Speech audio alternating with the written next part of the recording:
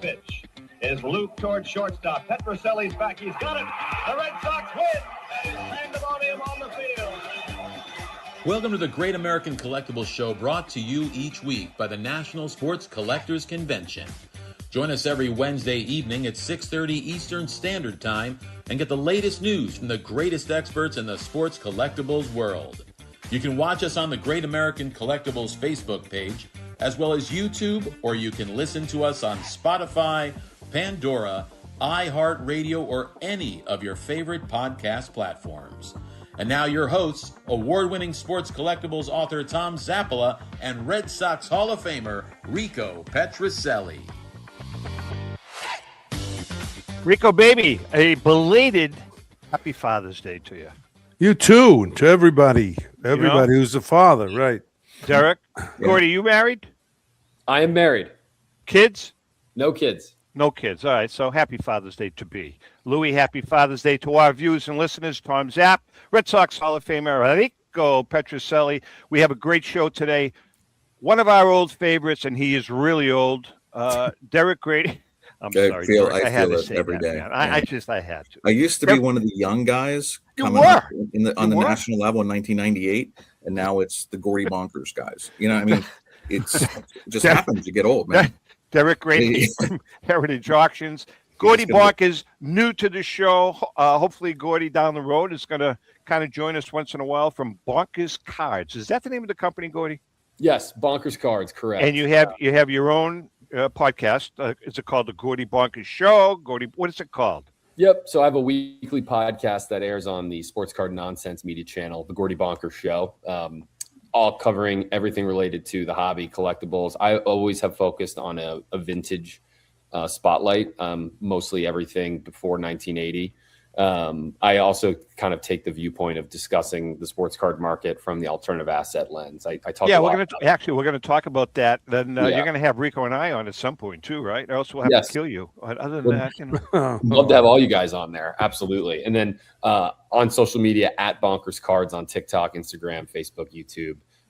And then I write a weekly newsletter as well, the Bonkers Cards Substack. So email writing about the hobby, updates on everything related to my adventures, buying and selling collections, brokering deals. Well, have you always been, Gordie, have you always been a collector as a youngster? Yes. And what made you want to get into what you're doing? I did collect as a kid, like so many did. And then like so many dropped it for a while when I was in high school, college. What got me back into it, actually, my last role I had before I went full-time on Bonkers Cards, I was a managing consultant at Michael Page, which was a financial services recruitment firm specializing in investment banking, hedge funds, and private equity groups. And I was writing a lot of financial media content to attract my clients. And so I was writing about the job market, the stock market, the economy, investing trends. I still have those sites. It was thebonkerbeat.com and then the Bonker Beat on all my social handles. I wrote a piece about alternative asset investing in 2021 timeframe-ish. And I specifically highlighted the sports card market as an emerging asset class. People were starting to buy sports cards, not only for the collectability, but for the value appreciation. And I loved it. I had a buddy that was in the hobby bring me to a card show, and I was fascinated at the amount of money that was exchanging hands on the showroom floor. So made a new social media channel completely aside from the Bonker Beat, and I called it Bonkers Cards, and it was me documenting, relearning the history of the hobby. I built the 1954 top set, fully completed it, was documenting the history of the players, was talking about the sports card market, who the big players were in terms of the auction houses, how to buy, sell, find collections.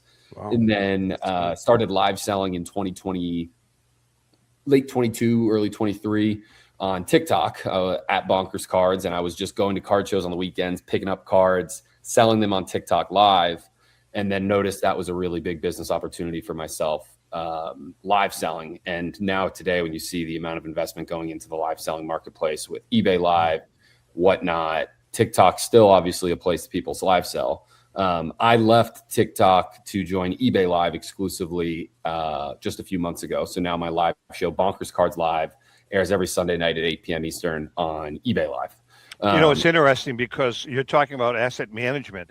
And we've talked about this on this show on many occasions. My financial advisor, probably about 3 or 4 years ago, and we've talked about it. And now, I mean, he and his 2 sons, and they're both your age, they're really beginning to incorporate collections into people's portfolios, and it's really, really people are really. It's paying off for a lot of their private clients. So it's really and that's exactly. I've handed him a lot of my stuff, but I kind of make suggestions to him, and it's all part of my portfolio. His name is Bernie Madoff, isn't it? No, he's dead. That was my old guy. Oh wow. That was the old guy. Rick's cracking himself up here. I'm done. Derek, what are your thoughts on that, though? I mean, you've been collecting for a zillion years, of making this part of a portfolio. I've always thought we were onto something with the amount of people that love sports, that go to games, that sports bet, the pieces of the game, the memorabilia. I always thought would be the leader. If you have a game worn Aaron jersey photo matched in 1964, 1968, whatever year, right? How that can't be $1 million item when there's still 300,000 or 400,000. We have a 67 photo match coming up in Platinum Night in August, and I would argue how a Wembanyama card can sell for $5 million, and here's one of the greatest baseball players ever photo matched to his back. It's how that can't be more. Like, I would question somebody. I have one of the best Unitas jerseys in my collection, and somebody's going to go and pick up a Unitas rookie graded a 9 or a 10, whatever the number would be, a 9.5. And you're going to take a championship game worn Unitas jersey, and somebody's going to pick up the card over that. I just don't even see how that's. Well, that's not his. Hold on, but that's not necessarily the case, because Gordie, correct me if I'm wrong here, but at least with my financial guy, memorabilia is a large part of, like, for instance, my portfolio and other clients' portfolios. It's not just cards. But with that being said, Gordie, let's tie in the whole, and Rico loves talking about this, the whole speculation part, because, I mean, you got to be real careful on the modern and on the ultra modern card investments. I mean, we've mentioned this before. We've seen people get burned on Juan DeFranco cards. What's his name? The guy that's eating himself out of the NBA. I can't remember his name. Zion Williamson. Yeah. I mean, those are, I mean, thousands and thousands of dollars was spent on some of those player cards. What are they worth now? But what weren't they spent when the guy had a great year? Yeah, but if you kept the card, Rico, what the hell good did it do you? What if you bought the card and flipped it? First came out. The card came out, bang. You buy all these young guys' cards. So that's not that big an investment, is it? Now it is.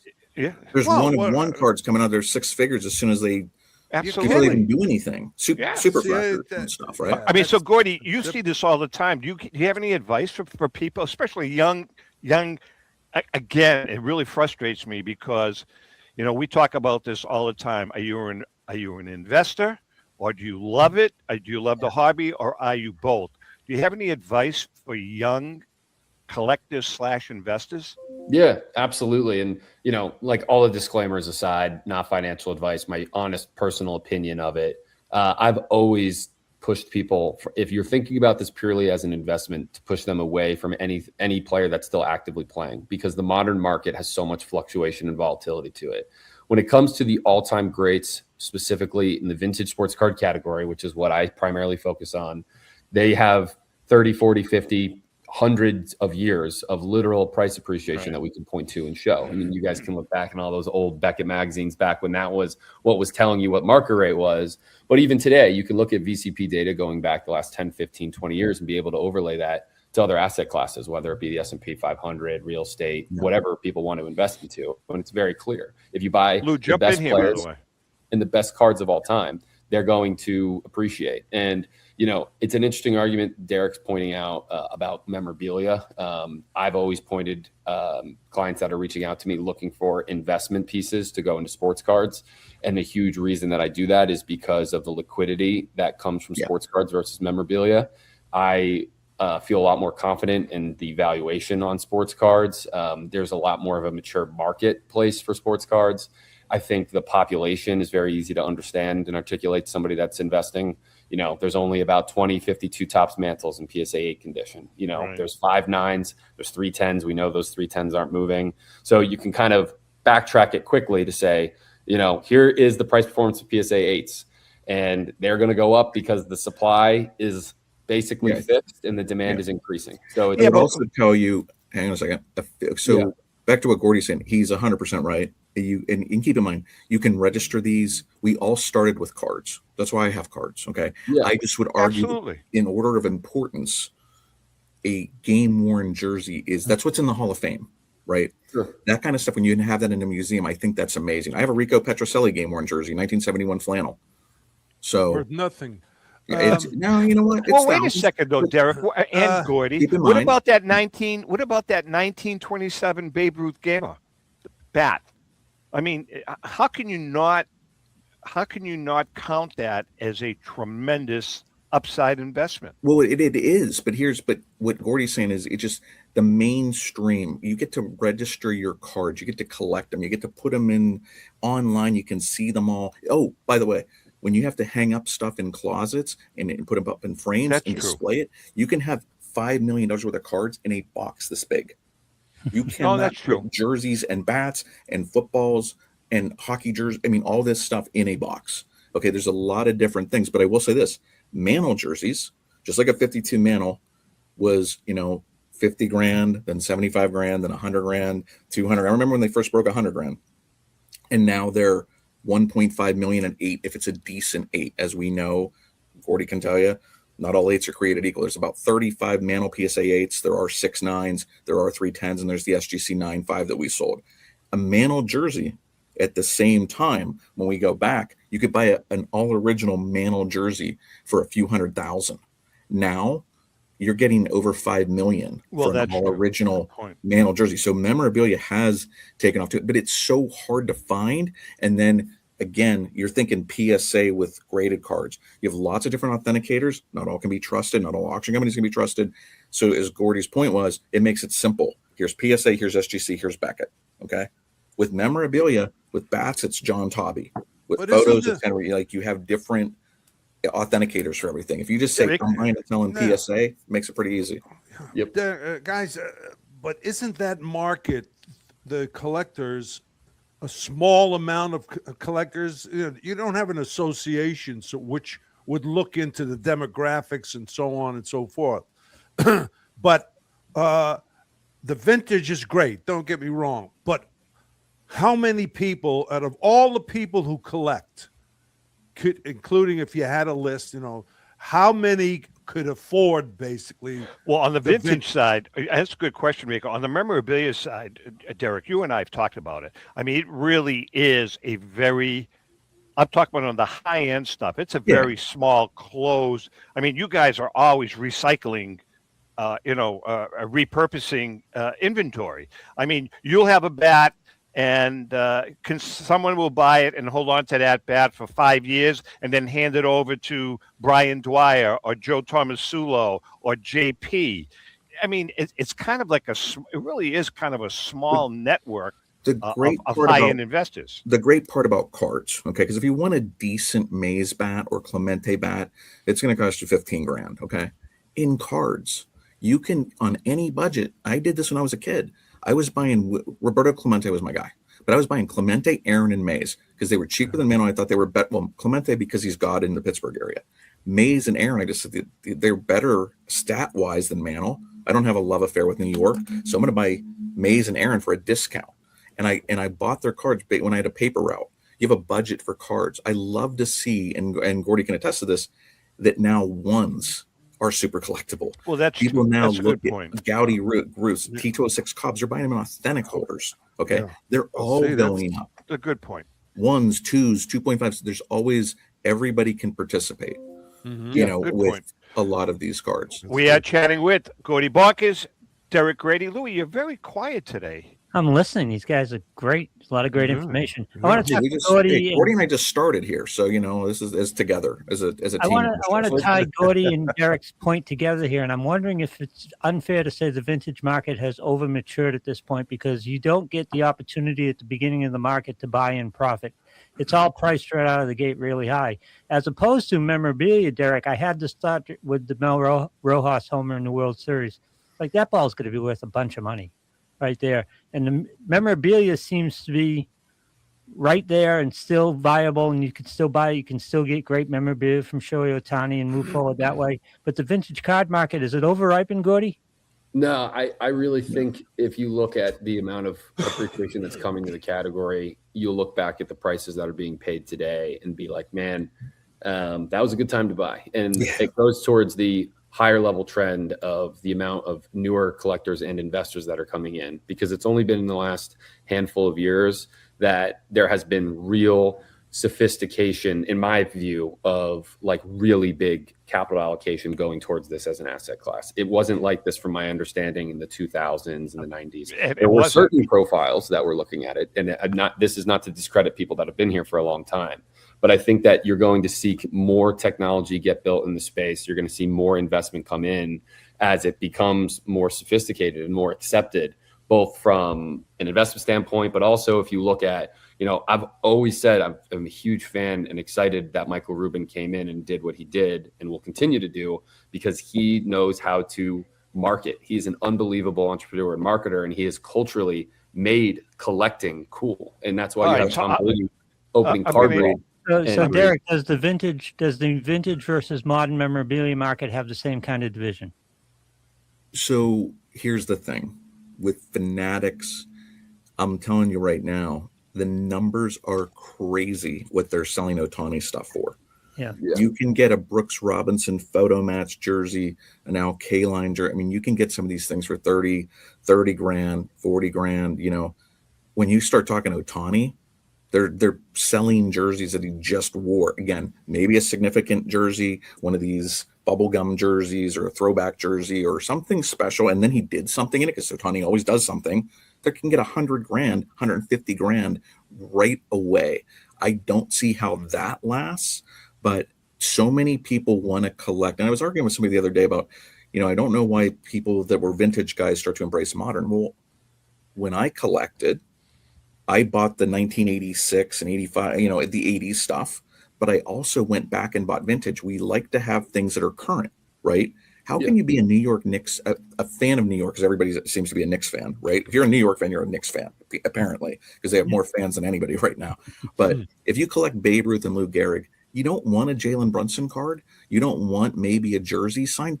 Their kids do. So they start to collect this stuff. And I've seen, and Gordie knows this, a lot of the top end modern guys were vintage guys. There's billionaires that literally. Well, they all were. I mean, they all were. Most prefer modern over vintage now. And I still think you can do both.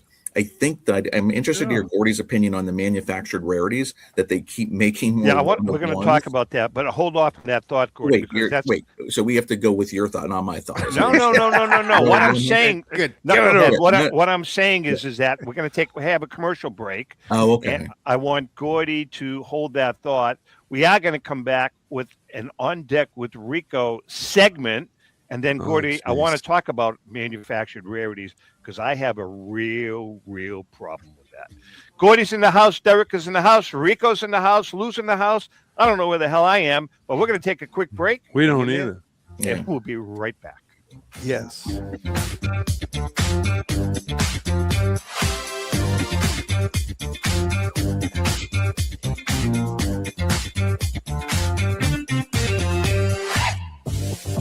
In 1996, Brian Drent and the staff at Denver's Mile High Card Company have led the charge in the collectibles hobby.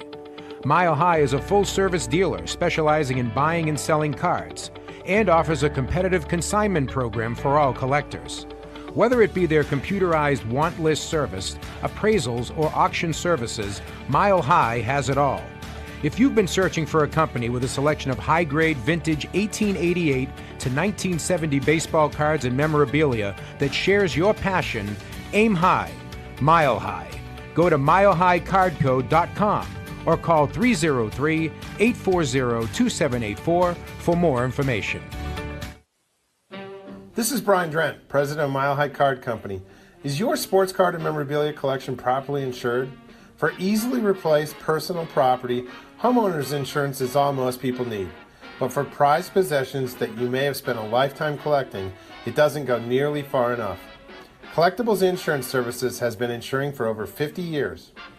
They offer a full range of protection and a $0 deductible at an affordable rate with no appraisals required. I know because they insure my collection. If you have a minute, go to collectinsure.com and learn more about insuring your personal card or memorabilia collection. Hi, this is Dan from Memory Lane Auctions, here to remind you that the renowned Memory Lane Collectibles Company has served as a beacon of light to the collecting community for the past several decades. Indeed, folks, it has been our utmost privilege and pleasure to provide the most enthusiastic collectors with an abundance of the finest sports cards and memorabilia for America's most coveted sports personalities via our world-class auctions. Whether you choose either a private sale transaction or the auction route, Memory Lane cordially invites you to reach out to us to maximize the value of your prized possessions. Also, it is not just sales that we pride ourselves on being the best of the rest, because if you are seeking a particular keepsake for your esteemed gathering, we will be relentless in our quest to find that special piece to fulfill your collecting dreams. So no time to wait. Reach out to us today for the purposes of capitalizing on our unparalleled marketing capabilities. Simply pick up the phone and dial 877-606-5263. That's 877-606-LANE, or find us on the World Wide Web at www.memorylaneinc.com.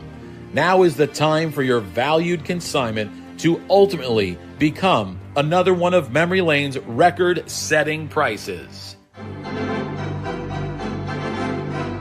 How would you like to own the bat that was used by your favorite player when he hit that towering home run or game-winning base hit? Now look no further than JT Sports, specializing in the sale and authentication of professional game-used bats. As the official authenticators of professional model game-used bats for PSA DNA, JT Sports will guarantee the authenticity of any bat purchased from them. JT Sports also buys and sells game-worn uniforms, gloves, and baseball equipment. The unique quality of the collectible is what JT Sports is all about. Give them a call at 609-487-8003 or check them out at GameUseBats.com.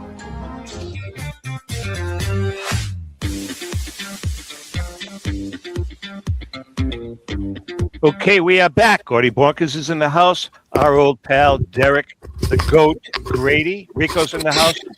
Before we get into the on-deck, Rick, you all right there, Rico? Yeah, I was just doing something here and I got caught. But anyway. What do you mean you got caught? No, well, I was doing some... He's counting his money. You know, no, listen, before his financial advisor is what he was doing. His wife is. Yeah. Before our on deck with Rico's segment, we want to talk about our pal and Derek's pal, Michael Veriali, and his unique business model, Sports Card, the Hobby. Michael takes pride in educating collectors about the ins and outs of the hobby and will advise you on making sound decisions based on your collecting needs. You can follow him on Instagram at Sports Cards, the Hobby, or on Facebook.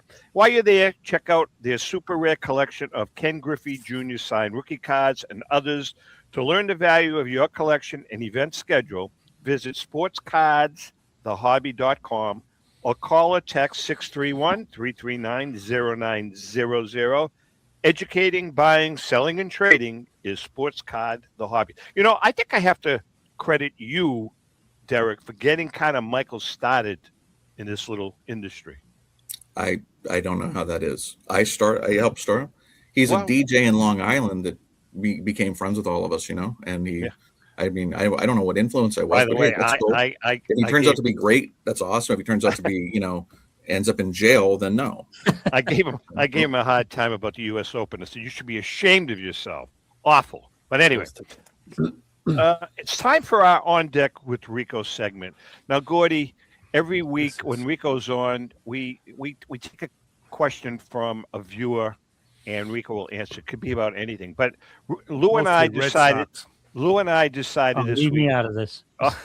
Lou and I decided this week to take a little different approach, because Rico, there's a piece of film that I have thoroughly studied, and I am convinced that you are solely responsible for the brawl with the Yankees.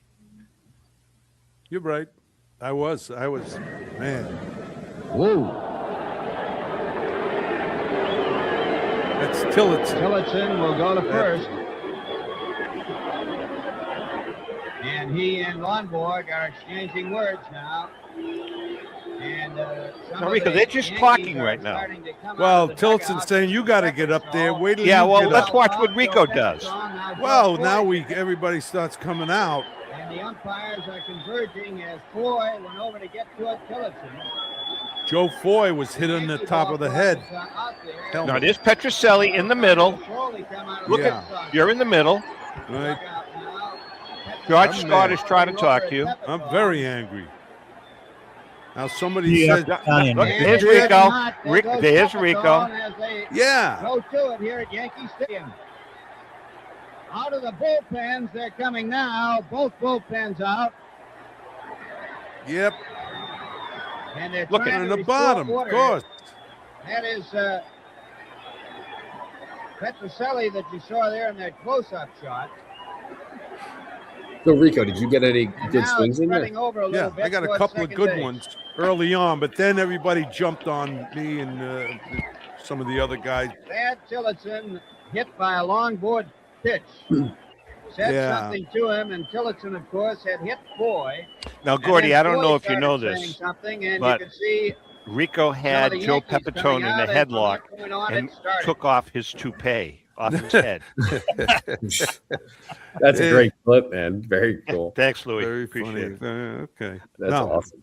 No, it that was, was one of many fights. In those days, pitchers threw it, guys. If you hit a pitcher real well, say you had three hits and 1 to 2's a home run.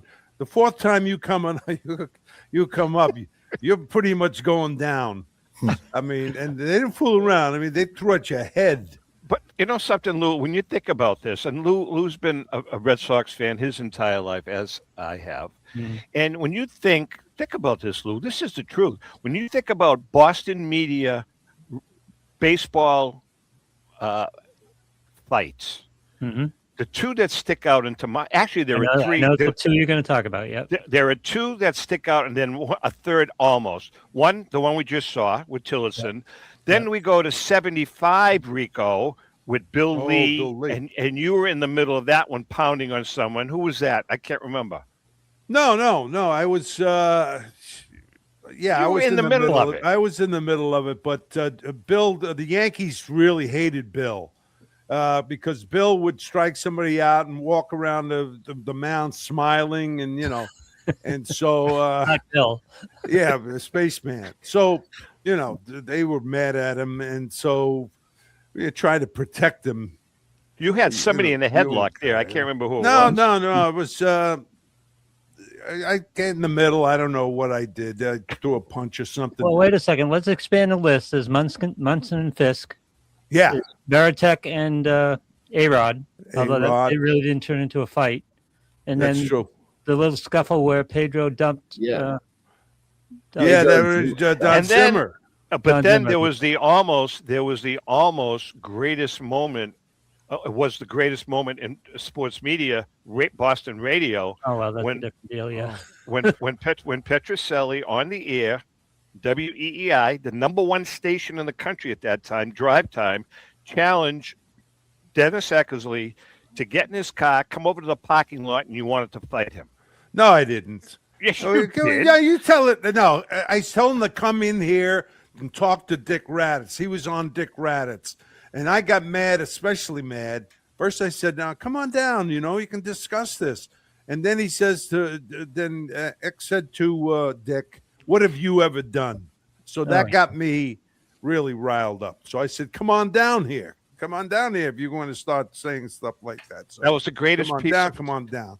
Yeah, But we had driving in my we car. had in those eras we had more fights. Now they're protecting the players. You don't want to see anybody get hit in the head, certainly. But they're big investments now. So, Oh, absolutely. You spend millions on a guy, you want him in the lineup. The only fights you get now are Devers with his manager. That's right. So Hey, that's Gordie, it. let's talk about. That's. I won't say another word about it. I know.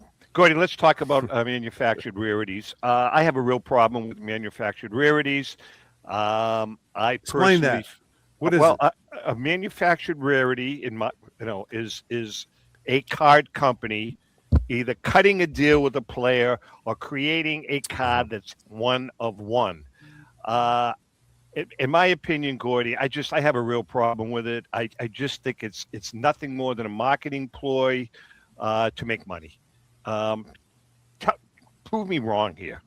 Well, I think you have to be able to hold two truths at the same time in your head when you're thinking about this, because both things are going to be true. And then you have to be able to land and make a decision on what you think for yourself. So on one hand, and decide that I do favor with you, Tom, it is frustrating to see the manipulation of the quote manufactured scarcity of these modern cards, right? There are dozens of one cards across several different products that are made by the same manufacturer, which for a new collector or investor coming into the space is a little confusing, and it's manipulative from the manufacturing standpoint.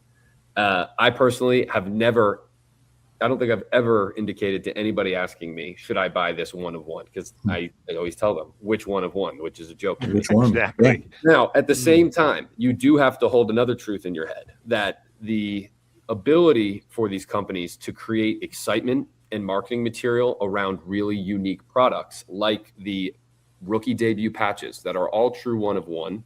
They are the only patch that were worn on the first game that those players played.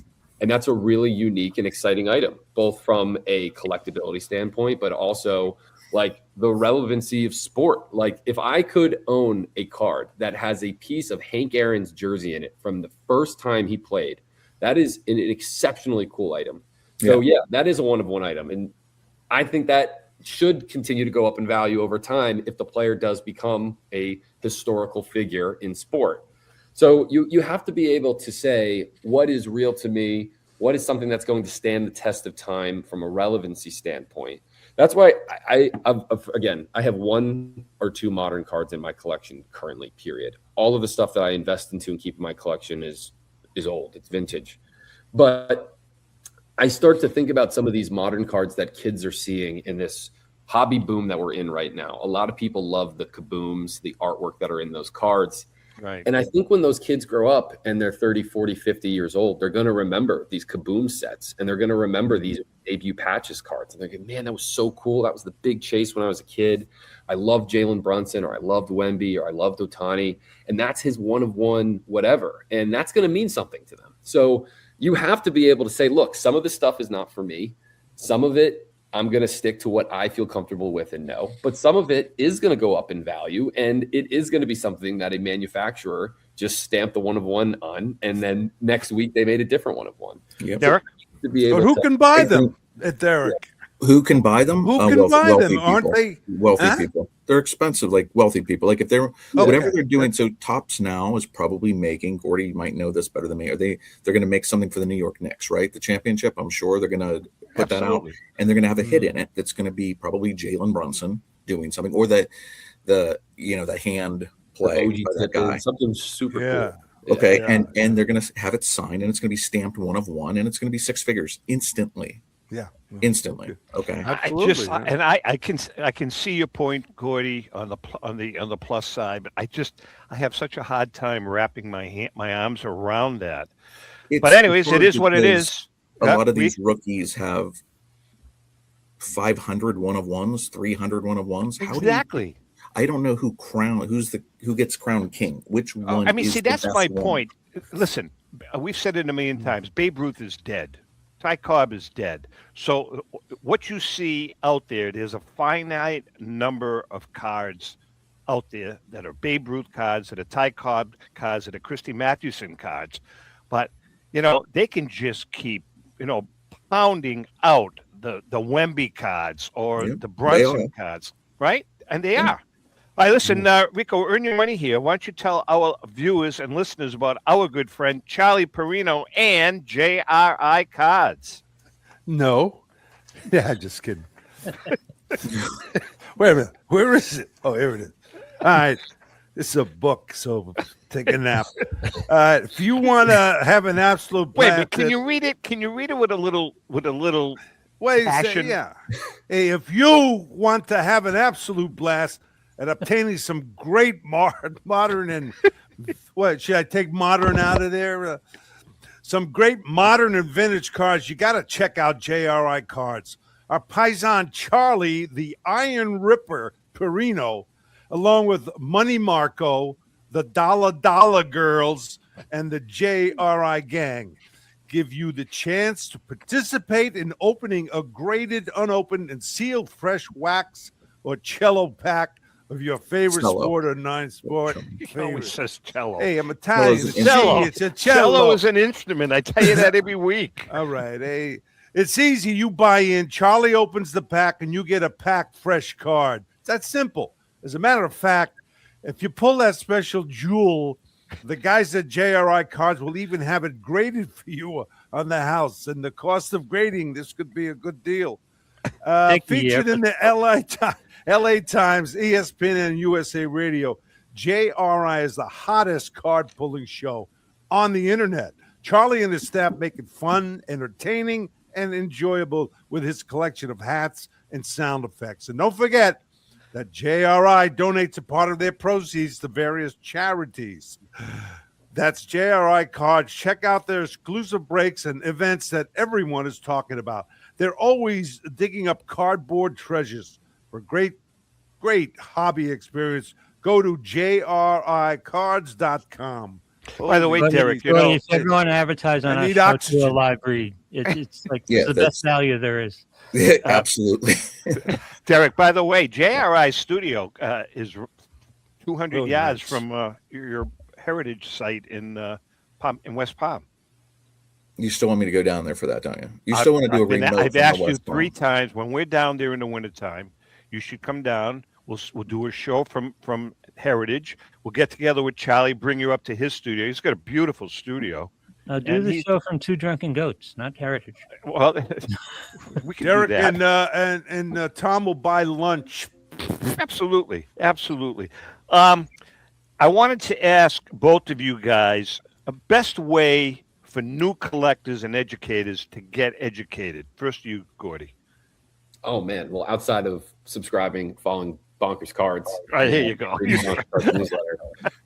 I think the way that I thought about when I go back and when I started relearning the hobby, I learned a lot through watching others interact online, whether it was through Facebook, like collector Facebook groups, or specific like social media channels. Like I Have Kid, I think like following people like myself or the other content creators in the hobby that are filming them at card shows or talking about sales. There's a handful, there's dozens of them now. There's so many people that are creating great educational content. You need to spend the time and watch the stuff and learn and actually have conversation with people that are in it. I always say like the best way is to just jump in and start to actually interact with it.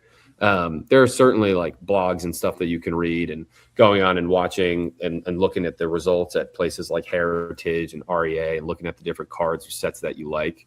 I think it is difficult on the modern side of things because there's so much different product out there and it is a little confusing to the earlier conversation we were just having.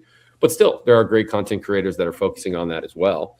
But I think consuming the media is huge. And I do think with the way we download and consume information now, it is primarily short form video content. So whether you're scrolling on Instagram or Facebook or TikTok, it's a great place to see it. You just got to do your vetting. You got to watch people that are here for the right reasons and want to grow the hobby and educate people. Derek? So it's much different. When I was a kid, I couldn't wait to go to the local card store. I couldn't wait to get the SCD and read it when it was not just 10 pages and it was like 300 pages. which people don't remember. It's a long time ago when it was 300 pages. But man, I used to go through that, get the standard catalog of all the different sports, and then go to shows and learn and talk to dealers and go and talk to collectors, and you meet collectors. And prior to me, they used to write letters to each other, okay, and try have meetups. Now it's a different world. Like Gordie said, everybody's getting their content online.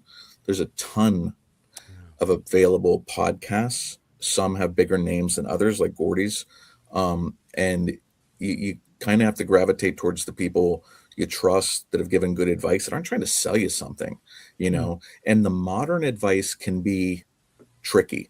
I don't know if they're trying to pump. There's some influencers that are trying to pump up their own stuff and tell you what to invest in, and then they dump it and make a bunch of money. You have to be careful who you listen to. And the modern guys, Gordie's talking about tried and true stuff over the past 30, 40 years, vintage blue chip cards. Modern, you got to be careful taking advice on what to buy in modern, because these players can screw up. Right. So but it's a different world now. Like, look, we learn everything I know now. How did I know Gordie's name? The internet. Scrolling through Instagram and seeing this guy named Grady Bonkers. I'm like, wow, that's an interesting name. Did he make that up, or did he buy that name? Is that your real name, Gordie? Grady Bonker, singular. Oh, wow. And then I threw Bonkers cards on there. Love it. It's half like they're my cards, but it's also the playing of that's bonkers. That's crazy. So good. That's definitely. And by the way, the hobby is going bonkers. So that's why I'm going right. But no, there's a lot of people trying for it. But just like anything, there's like like auction companies. There's a lot of competition. There's a lot of people. If you're talking to somebody the other day, and he's like, "Dude, everybody's a dealer now.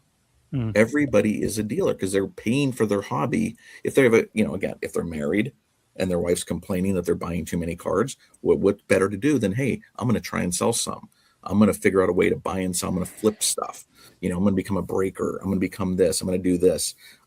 Everybody's walking around with these briefcases, or those what do they call them? The Zion cases. Yeah, the Zion cases, right? I still don't have one, but there's 12-year-olds that have them, and they can open up a box and there's a 6-figure card in there. I'm just blown away. Derek, I've told this story before. Rico and I, 2 years ago, Rick, we were in Cleveland. I was at the Cleveland show, I think. Yeah, we were sitting in the hotel lobby, having lunch, the two of us, and they had a trade. It was a trade event going on. And there's probably 75 to 100 kids between the ages of 13 and 20, 21 walking around with those cases. And it was just amazing to watch them trade, buy, sell. They were all very nice to each other. A lot of them, their parents were there just kind of staying in the background. This one kid walks by Rico and I. Couldn't have been more than 15, Rico? Yeah. 15 years old. He's got the briefcase. So I stopped him and I said, "Hey," I said, "have you had a good show today?" He says, "Oh, it's been great." I says, "What do you got for there in cards?" I said, "What do you have for cards in your case there?" He says, "No, I don't have any cards. I have all cash." This is like a 15-year-old kid. The trade nights at the National. It's crazy. I know. Hotel until like 4 in the morning, 5 in the morning. There's hundreds and hundreds of wannabe dealers or collectors that are trading, but it's really a dealer, right? Because they're selling cards, they're setting up their wares, they're taking every table available, they overrun the hotels. It's really astounding to see this. It's the show after the show, like the National's trying to say, "Hey, our trade night's here." Okay, there's gonna be a trade night at every hotel that's unsanctioned. You can't stop people from doing these. The Dallas Card Show has it. It's wouldn't you say that this now that I'm thinking of, there's the actual categories, the vintage, these type of kids, the kids that are doing this in the middle, you know what I mean? There's all. There's a lot of people doing both vintage and modern. And I love it. Yeah, I do too. I understand the vintage is how important it is to the hobby. Speaking of shows, this weekend, 1,000 vendor tables, 3 days. The biggest card show in the Northeast comes to Marlborough, Massachusetts this month. The Northeast Sports Card Expo takes place this weekend, June 26th through the 28th at the Four Kicks Sports Complex. 3 full days across 150,000 square feet, packed with sports cards, Pokemon, TCG, memorabilia, and more. 1,000 tables means a lot to dig through. Vintage cards, modern cards, Pokemon, TCG, it's all going to be there. Card grading services are going to be available all weekend, along with autograph authentication from JSA. Plus, meet more than 50 autographed guests. Now this is a good deal. Every paid admission includes one free autograph from each celebrity guest. Redeemable during their scheduled appearance time. Get your tickets now at northeastcardexpo.com. And it's more than just cards. Train night over 2 nights, raffles, World Series trophies, mascots, food trucks, and more all weekend long. Plus, a different commemorative show poster will be given away free to the first 200 attendees each day. General admission, $20. Early entry and super early entry options are available. And, of course, kids get in free if you're under 12. If you're buying, selling, trading, or searching for your next big pickup, this is the show you don't want to miss. Go to northeastcardsexpo.com for more info. All right, listen, we're going to take a quick break. We have another segment with Grady Bonkers and Derek Grady. Derek, where are you in the office? I am. Oh, at your house? No. You're in Dallas? No, I'm in the New Jersey area. Oh, the Jersey office. That's nothing. New Jersey office, nothing. Where's that at, Derek? We're in Jersey. Right. Well, I'll tell you offline, but it's more where we process consignments and. Before we take a break, have you been to Dallas? Have you looked up my nephew? I haven't been to Dallas in a while. I would forget. But I'll. You could pick up a phone and call him and welcome him. Does he work for us? He does. There's 800 people. Okay, he's an intern. He's Okay. an intern. He's doing very well. Mike Prove is keeping an eye on him. He's doing there great. you go. Okay, but I'll say hi when I'm there. All right, we're going to take a quick break. Hang in there. We have one more segment. We'll be right back.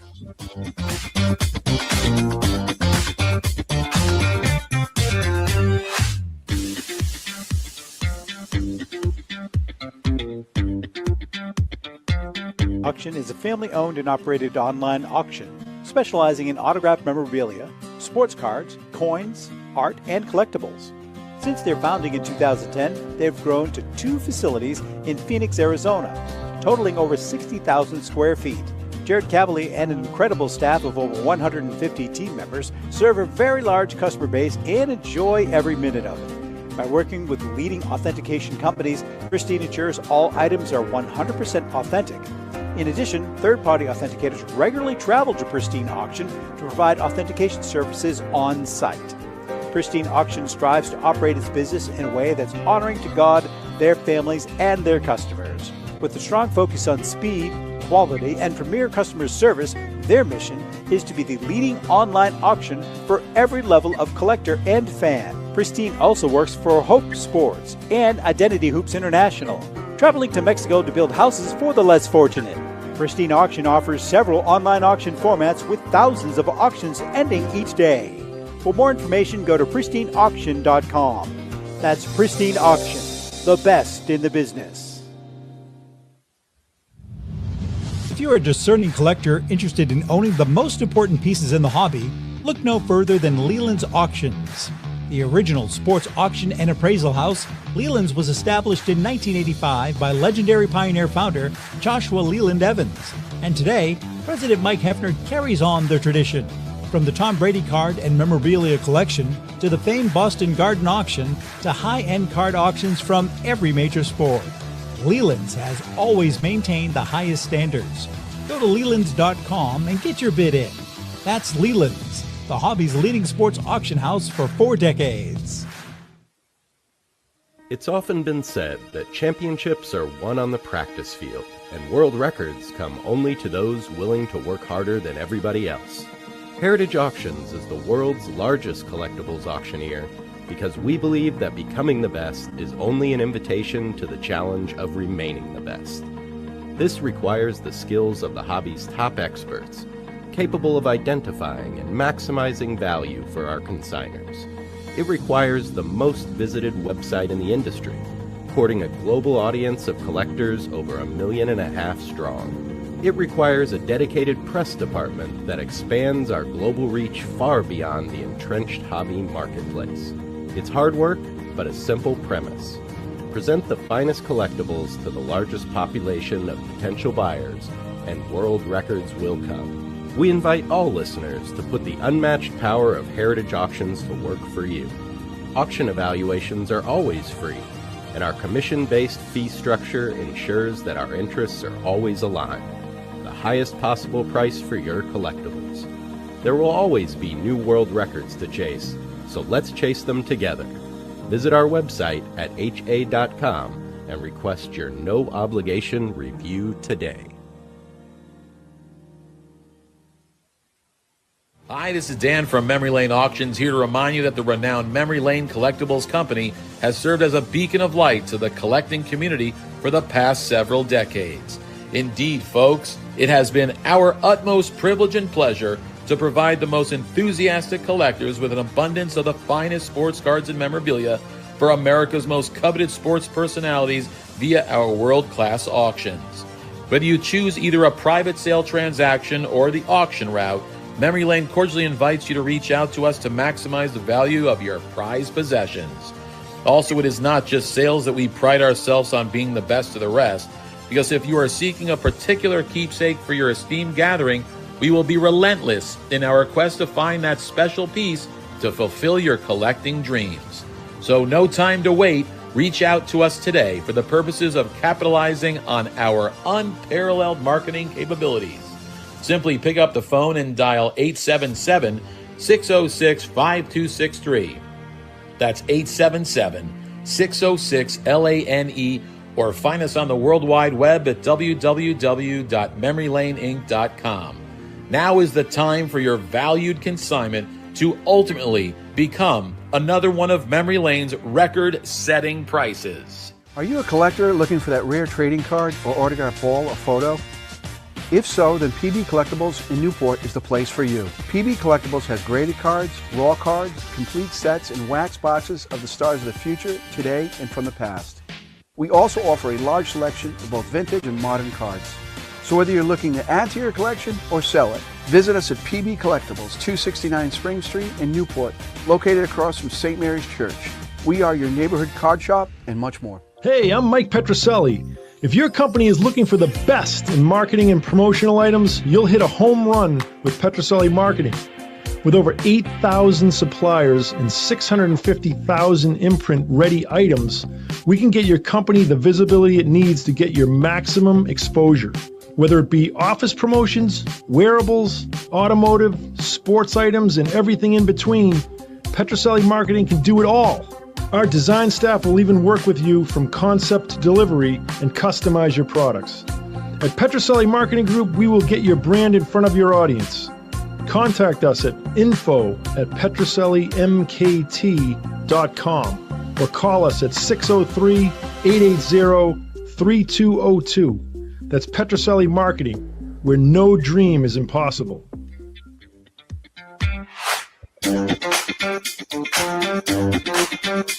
Petroselli Marketing. Yeah, Rick, what were you gonna say? That's nice.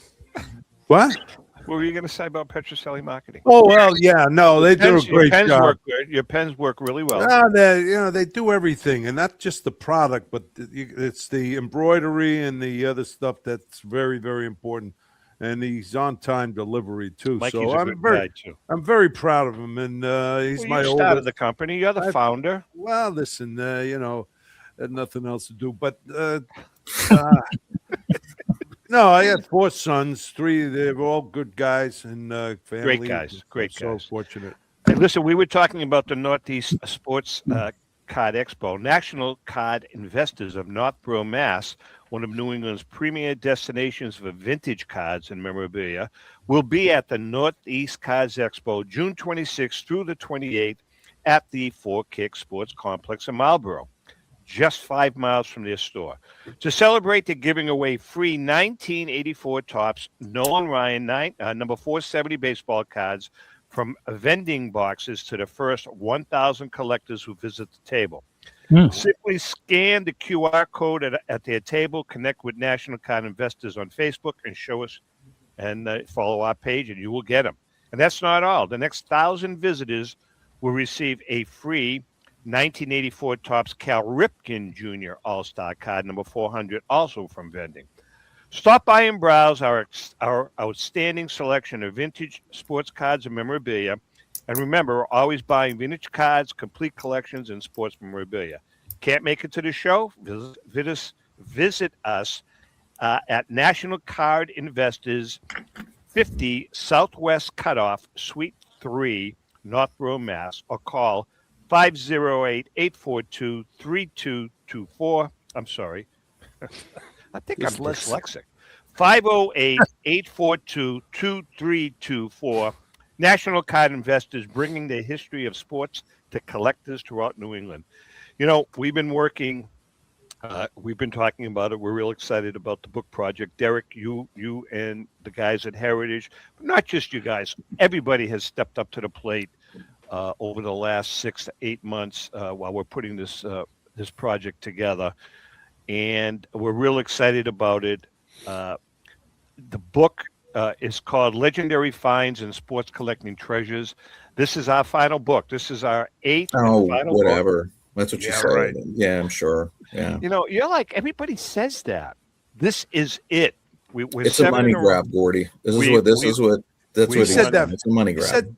He said in that four books ago. He said, and then we all give him free content. I helped him with the damn title. I had you know what it is, Derek? It's manufactured rarity. It is. Yeah. All these rare stories. And then he just goes and calls all his friends, and we help him out for free. The last book. Money. Yeah, This is the last of our 7 award-winning books, by the way. However, I digress. We're excited about it. Basically, Gordie, I don't know if you know anything about the book, but this book is going to be about the greatest finds in the history of the hobby. Awesome. Obviously everybody knows about the Rosen find or the Lucky 7 find or the Black Swamp find, but there are finds that we have uncovered through private collectors, through auction houses that are just eye-opening. And then we've also have a couple of chapters based on, for instance, using Derek as an example, talking about just pieces that have great backstories that have come through, for instance, Heritage Auctions or Memory Lane or Golden. Some great, unbelievable backstories. And then finally, we've partnered with a lot of the great private collectors in the country. And we just asked the question. I'm going to use Scott as an example. Scott Ireland. I don't know if you know who Scott is. Scott is one of the biggest and most prolific vintage collectors in the country. And Scott kind of stays under the radar. Wouldn't you say that, Derek? Oh, you just brought him above the radar here. So that's So you did good. I mean, Scott, just as an example, we were going back and forth with Scott. I said, "What is the one most iconic piece that you own? Your Mona Lisa." And he said that it was the 1914 Crackerjack set that he owns, a complete Crackerjack set, which is the highest graded. That happened to be a find. That was probably one of the best things that has ever walked into a national convention. The backstory is incredible. It was crazy. Yeah, no, book. But hold on, Derek. Then I said to him, well, wait a minute. What about the Jackie rookie jersey? It's insane. Yeah. So he said, well, that's another good one. So we're using both. We're using both. He's got the Jackie Robinson rookie jersey. He's got the highest graded 1914 Crackerjack set with an unbelievable backstory. So what do we use? We're using them both. So that's kind of an example. It's going to be an interesting book. A lot of people, I know not everybody reads. Maybe you guys can put it on audiobook, but it's going to be a great book. It's a tabletop book.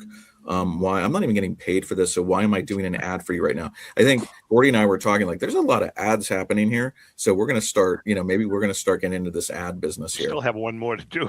I'm sure you do. Let me just qualify this, okay? We're inundated with ads, and we turn people away.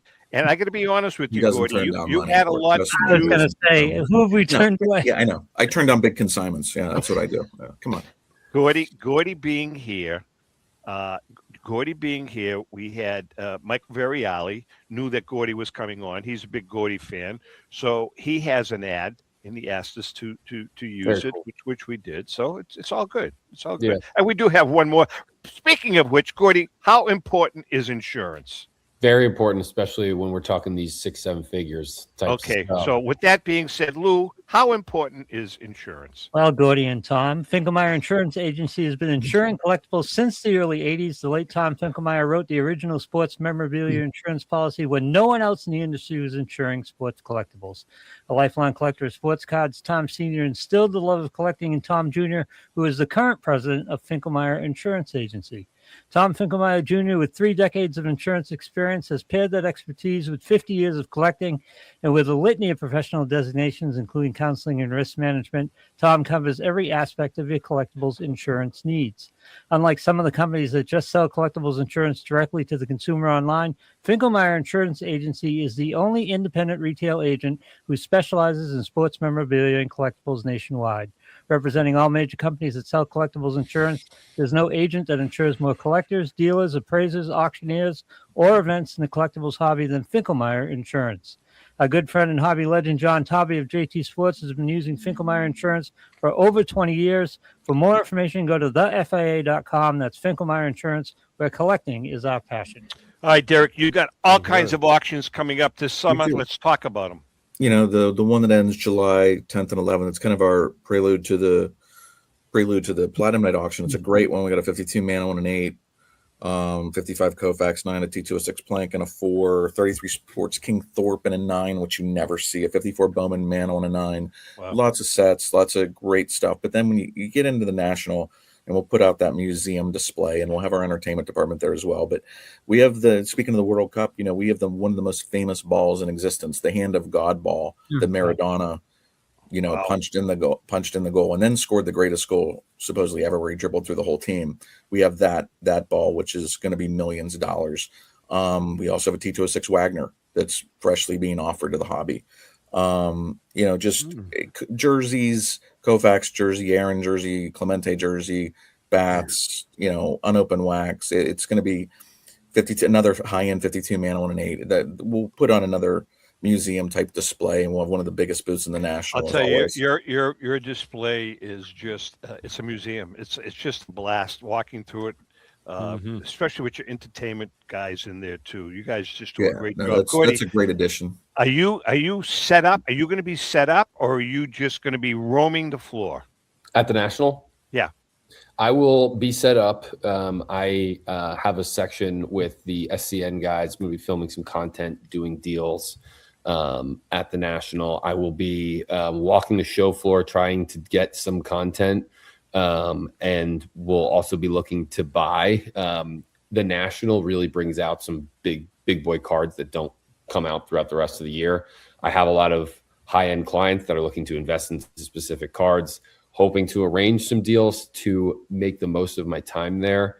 It's kind of like a marathon and a bit overwhelming the week of the National, obviously for everybody, but yeah, I know it is more than ever for me. And I feel like this way, even with the smaller shows, the National, it amplifies it. There's like 100 different things I can and should be doing, and I just have my individual self. And so it's kind of like I've got to just try to focus one thing at a time, enjoy what's right in front of me, and maybe accept too that I won't be able to do everything, and that's okay. You're gonna have to accept that. Yeah, you can't clone yourself, my friend. It's impossible. Yeah. It's impossible. It'll be a great week, and I'm excited for it. But yeah, we will be getting some deals, and I'm looking to buy, and I'll bring some big stuff to sell as well. Gordie, we will be. Go ahead. I'm sorry, Louis. What's your personal holy grail that we can have Derek out and find for you? Oh man, the personal holy grail. Well, I don't know. There's certain cards that come to mind. Like I really love my 54 Hank. I have it in SGC 7. I could maybe see it going up to an 8 at some point. I love SGC stuff. Oddly enough, a grail item I've been chasing for a little while now. The guy has it on eBay, and it's just a little too highly priced. It's not like crazy priced, but I'm a big fan of the band. Robbie Robertson, like, just one of my favorite musicians of all time. I absolutely love Levon Helm. And the greatest concert of all time, in my opinion, is The Last Waltz. And my buddies and I, every year on Thanksgiving Eve, watch The Last Waltz. And there are only 3 existing tickets of these. I probably shouldn't even be saying this because one of them's up today. We're not going to compete against you. I love this. This is great. There's 3 existing tickets. Throwback. One guy has 2 of the tickets, and he's selling like the lesser nice one, but he wants like $8,000 for it. And it just feels like, I don't know. I don't want to spend that much money on like a faded concert ticket, but I love like stuff that has historical relevance or personal meaning to me. I love to invest into cards like that I know will go up over time. Oh, one of the big grails that I've been super into. I'm really into golf. I had a super cool experience yesterday. I got to play Palmetto Golf Club right in Aiken, South Carolina, which is a little outside of Augusta. And there's a lot of history attached to that golf club. I have been really into golf history lately. I've been buying a lot of Bobby Jones stuff. I think like a high-end Bobby, if there ever was if a Bobby Jones autographed 32 U.S. Caramel ever came up, a autographed 33 Gowdy Sport King of Bobby Jones, those are true grails. Like I probably would get priced out of those, but those would be unbelievable finds. Those would be finds. Yeah, you know, there's in West Palm. I don't know if you've ever been to the Palm Beach. Now it's called the Donald Trump Airport, but I don't know if you've ever been there. But there's one great restaurant. It's called Sam Sneed's, and it was created by Sam Sneed's family, and it's just chock full of Sam Sneed memorabilia. You know, we sold his collection, right? Yes, I did know that. I did know that. If you go through our archives, there's incredible Sam Sneed stuff. Have you ever seen some cool Bobby Jones stuff there? Oh, when we get it, it's highly contested. But I mean, I would have to search our archives to remember exactly what we've sold of him. But I have a client that collects golf as well, and if there's a Sports King Jones in a 9 SGC or PSA, he's owning it. U.S. Caramel, he's buying. You know what I mean? Like, I think it's undervalued based on how many people golf and love golf. It's got such a cool history. I feel the same. That's why I've been after it. Interesting. A signed Bobby Jones piece would be sick. Yeah, and listen, we're going to be we're just about out of time. We're going to be broadcasting. Many of you know we're going to be broadcasting from the National on the Berkers stage on Friday, I believe, from 1 to 3. Gordie's going to be joining me for the entire 2 hours. Derek will be joining us in the second hour. What do you have on Gordie, by the way? How did you pull that off? I'm sorry. Well, you know what it was. What do you have on Gordie? How did you pull that off? I mean, well, you know something. I'll tell you what it was. I feel that Gordie can help keep Derek in kind of in control. So no, we have an all-star cast. We've got Gordie, we've got Derek, we've got Joe Tomasulo, we've got Brian Dwyer, we've got Joe Orlando, we've got Joe Drellick and his gang. We've got a whole cat. We've got Brian Drent from Mile High. Everybody's going to be on stage with us at certain times, and we have a great time. Derek is always nice enough to bring hundreds and hundreds and hundreds of dollars of free giveaway. Oh yeah, no, I have Provenzel go out and buy wax boxes. Remember, I throw packs to everybody. Yeah, and we throw stuff. We'll do it again. You throw out the cheapest things ever. It's unbelievable. What are you talking about? No, we have those balls, those nice nerve ball things. We'll see. Do better this time. All right. With that being said, Rico, I love you. Happy Father's Day, guys. Say hi to the gang. Well, you Gordon, too. Thank you so much for coming on board. We enjoyed it. Show, We're going to have to come back. Great show. Looking forward to working with you at the National. And likewise. Yeah, it was great meeting. Sorry, go ahead. No, go ahead. I was going to say the GOAT, you know what you mean to us. You've probably done 50 shows with us over the years, and we love you. And Lou, as always, great job with your production. Lou, where are you? Are you at the casino? No, I'm not at the casino. I'm in my office. Oh, Rico's basement. Very nice. Thank you so much for having me. I really look forward to the National. Appreciate everybody. If anybody wants to connect with me, you can follow me everywhere on social media at Bonkers Cards and subscribe to my newsletter at bonkerscards.substack.com. And just really appreciate it, Tom. Thank you. Good. No, my pleasure. With that being said, Rick, we'll talk to you next week. Louis, Ellen and I are hopping on a plane this afternoon for L.A. We're going to California. Actually, we're doing the photo shoot for the new book at Memory Lane Auctions. At Memory Lane, we're doing it, Derek. Wow. Yeah, right. Well, good JP luck. Is welcoming us. I have some stand-in models for you. And actually, we're having dinner with your old teammate, Joe Orlando. We're having dinner tomorrow night with Joe and Kristen. So it's gonna be a good week. With that being said, we love you guys. Thank you for all your support. I can't say enough. Without you guys, be nothing. Happy collecting. Right.